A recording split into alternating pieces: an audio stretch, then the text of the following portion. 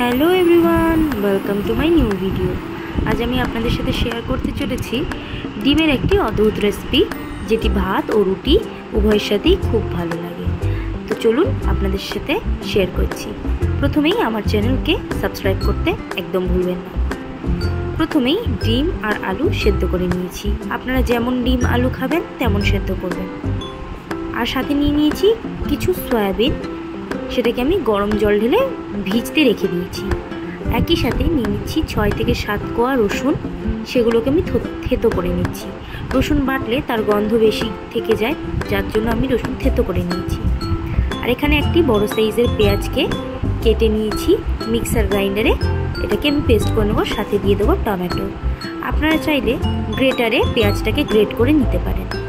আমি মিক্সার গ্রাইন্ডারে পেস্ট করে নিয়েছি। তারপরে কড়াইতে তেল গরম হলে তাতে একে একে আমি সেদ্ধ করে রাখা আলু মাঝখান থেকে কেটে নিয়েছি, এটাকে ফ্লেম হাই করে দিয়ে ভেজে নিচ্ছি, যাতে এই সেদ্ধ আলুগুলো সম্পূর্ণ ঘেটে না যায়।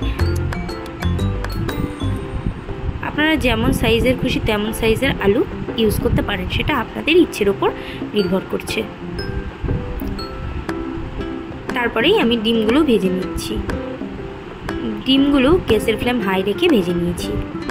তারপরে কিছুটা তেল তুলে রেখেছিলাম, তুলে রেখে অল্প তেলে আমি সয়াবিনগুলো ভেজে নিচ্ছি। বেশি তেলে সয়াবিনগুলো দিলে সয়াবিনগুলো সম্পূর্ণ তেল টেনে নিত, যার জন্য আমি এখানে অর্ধেকটা তেল তুলে রেখেছিলাম। সয়াবিনটা ভাজা হয়ে গেলে দেখুন, এবার ওই আগেকার সেই তেলটা দিয়েছি, দিয়ে সেটা গরম হলে তাতে আমি থেতো করে রাখা রসুনটাকে আগে দিয়ে দিচ্ছি। থেতো করে রাখা রসুনটা ভাজা হয়ে গেলে তারপরে আমি এতে একে একে জিনিস দেব। এরপরে আমি যেই টমেটো আর পেঁয়াজের পেস্টটা করে নিয়েছিলাম সেটা এতে দিয়ে দিচ্ছি। এটাকে খুব সুন্দর করে ভাজতে হবে, যাতে টমেটো বা পেঁয়াজ দুটোরই কোনো রকম কাঁচা গন্ধ না থাকে। এইবার আমি এতে দিয়ে দেবো একটুখানি আদা বাটা, একটুখানি অর্থাৎ 1 চামচের মতো আদা বাটা দিয়ে দিচ্ছি।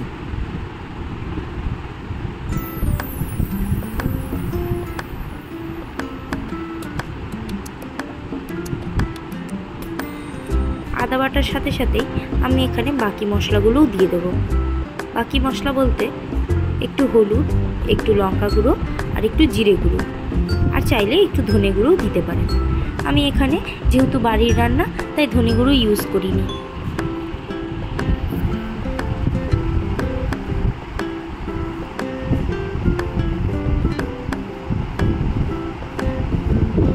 এবার যে গুঁড়ো মশলাগুলো দিয়েছি, এই গুঁড়ো মশলাগুলো একটুখানি কষতে দিতে হবে, যার জন্য আমি দেব একটুখানি জল।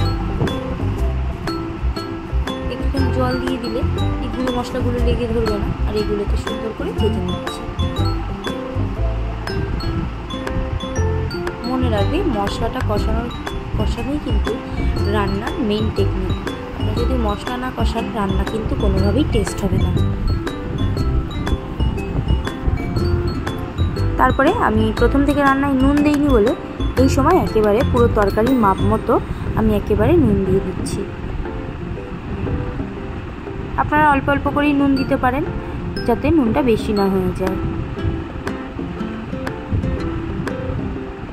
এভাবে দেখুন মশলা ভাজতে ভাজতে সাইড দিয়ে তেল ছাড়ছে।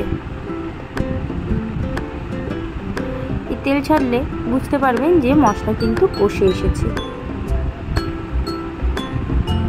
দেখুন সাইড দিয়ে যেমন তেলও ছাড়ছে, তেমনই এই রান্নাটির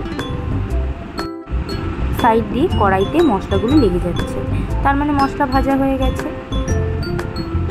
এরপর আমি এতে দিয়ে দিচ্ছি পরিমাণ মতো জল। আপনারা চাইলে গরম জলও ইউজ করতে পারেন। রান্নার ক্ষেত্রে যদি গরম জল ইউজ করেন, রান্নাটা বেশি টেস্টি হয়। আমি এখানে নর্মালি ঠান্ডা জলই ইউজ করেছি। এবার চারিদিকে লেগে থাকা মশলাকে সুন্দর করে আমি ঝোলের সাথে মিশিয়ে দিচ্ছি। এরপরে ঝোলটা ফুটে উঠলে আমি তাতে দিয়ে দেবো সমস্ত ভেজে রাখা আইটেমগুলো, অর্থাৎ ডিম, আলু, সয়াবিন সবগুলোই দিয়ে কিছুক্ষণ ফুটলে তৈরি হয়ে গেছে আজকের মতো আমার ডিম আলু সয়াবিন কষা।